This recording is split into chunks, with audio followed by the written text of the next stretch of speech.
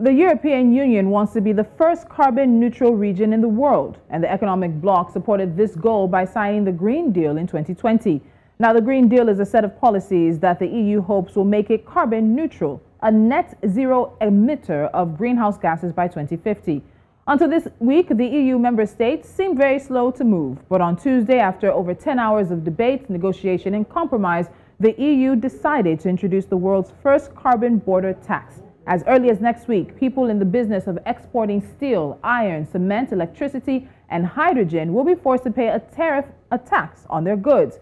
The EU says it made the agreement to stop carbon emission regulated European companies from outsourcing their pollution instead of investing in the technology necessary to reduce emissions. But it's not just those companies that will be affected. Also, African exporters of these goods to the EU will be facing some tough decisions. Joining me now is Clive Ramitabella Smith, business and markets analyst at Hector Capital and Partners.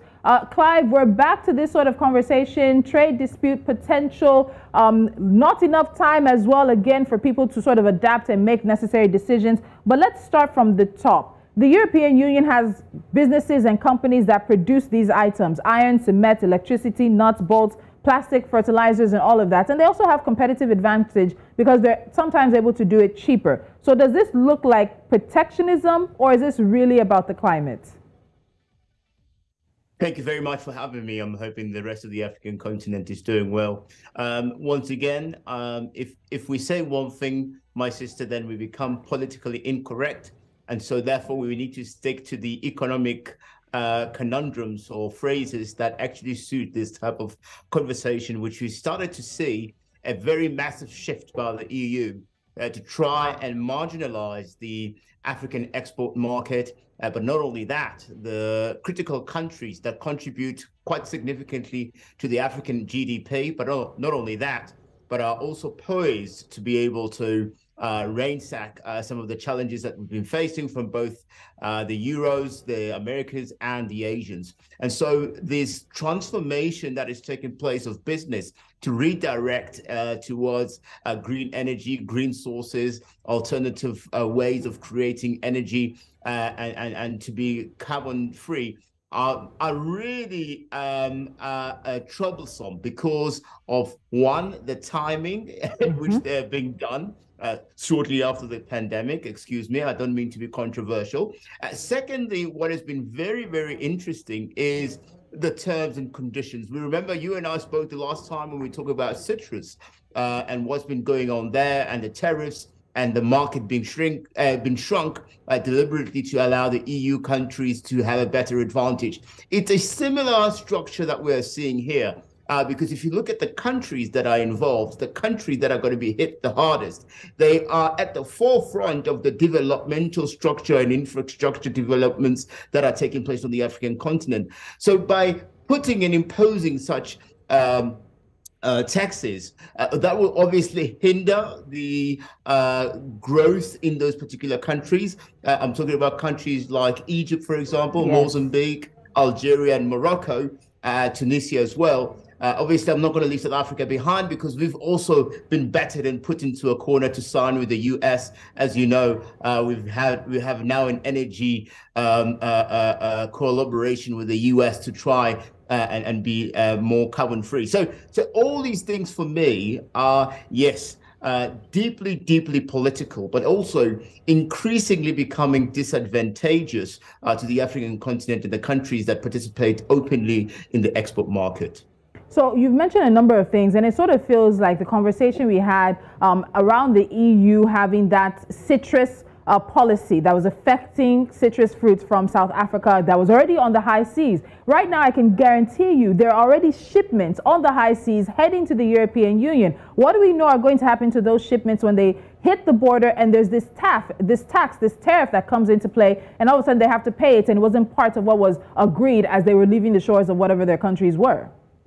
So let's explain to our viewers what that actually will mean. So imagine you're a manufacturer, you are exporting, and your shipment is halfway around the world to its destination. You've costed everything in and priced in what the cost of production, the cost of transport or logistics, and also the delivery at port, what those tariffs would be. So now you've already have a figure in mind, and then you get to the port to deliver, and you're told during the time you were traveling at sea, the time your goods arrived at port, the increment has gone up by 35% of the cost that you had not at all anticipated on those goods. What does that mean? That means you will lose a significant amount of money from what you've exported. You will lose a lot of production cost, and you are forced to sell it at that price. And what that will allow them to do then is to manipulate the pricing model so that they can send it at a better price from their expertise, because then the tax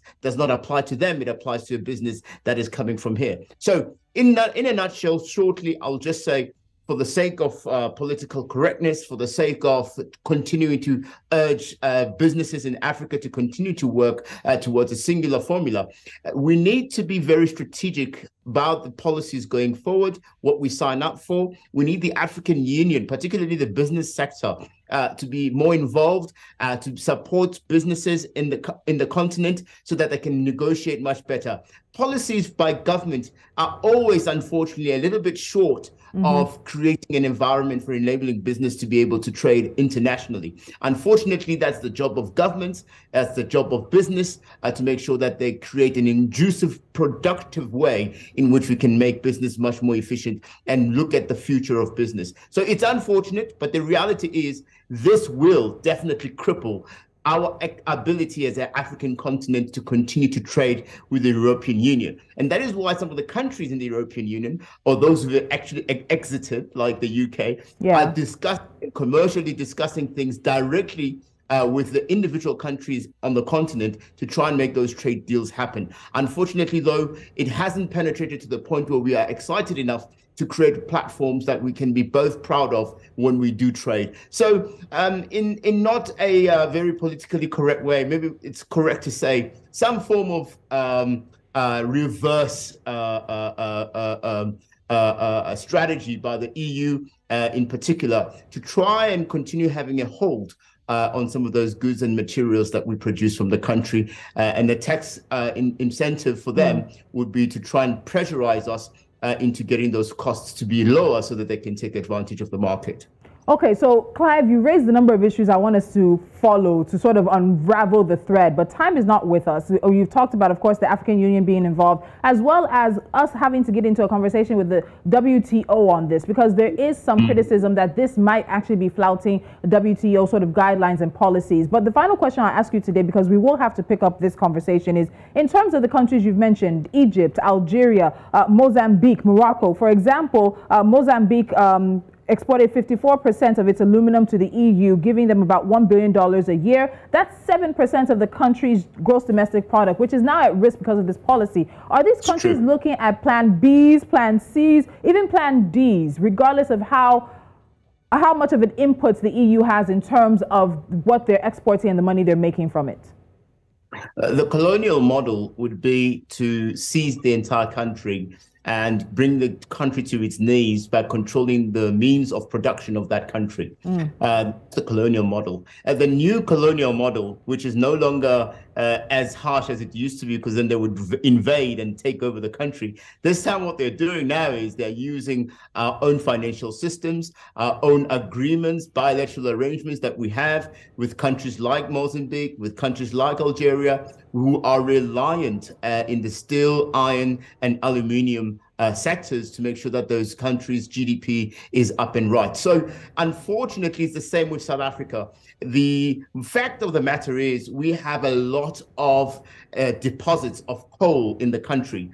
And when you say people must stop having coal mined, it's a serious problem and an indictment on the South African economy, which relies 75% of its power from the coal generation, coal-generated power supply. So what I'm trying to say is, you're correct, my sister. There's a lot that needs to be changed, but we fundamentally should not compromise the standards, the business of doing trade with compromising us as a country, as a continent, to the EU or any other person for that matter. Because as we speak, some of the countries in the EU are actually going back to coal because they need it as we have a war in Russia and Ukraine. All right, Clive, we will be renewing or reviewing this conversation because there's much more to it. The trade disputes, the Plan B, the Plan C, even the U.S. aspect of this, because we've seen the EU and the U.S. in the past few weeks going back and forth on some of these new trade policies that both of them are claiming would close the other out from its market. So there's a lot more to pick up on this. And Clive, I hope you will, of course, honor our next request to join us. I will do so. Thank you very much, my sister. By the way, they're offering money as well, the U.S., just to do that. And we don't have that to offer. Clive, we'll be talking very soon. So it's a really interesting conversation that we're leaving behind right now, but it's one that will pick up. Egypt, Algeria, Morocco, Mozambique will be heavily affected by this EU carbon policy. But not just them, other African countries that are also looking to get into industries that involve electricity, cement, plastics, fertilizer, iron, cement, and much more. And Clive has promised to be back, and we'll continue the conversation another time. Time isn't with us, which means it's time for us to wrap things up. This is it on Business Edge. Don't forget to follow us on social media. We are at News Central TV. I'm Tolulokwe Adele Rubalogun. With a few days to Christmas, I can actually now say happy holidays.